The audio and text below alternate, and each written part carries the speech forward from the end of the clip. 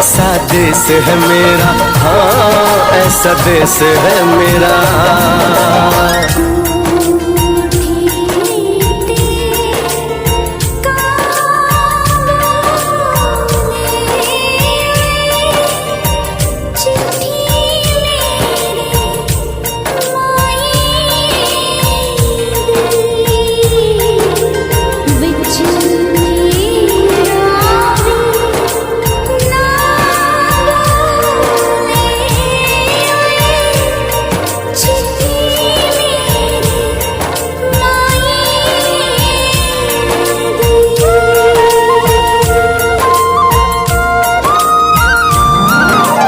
गेहूं के खेतों में कंघी जो करे हवाएं, रंग बिरंगी कितनी चुनरियां उड़ उड़ जाएं।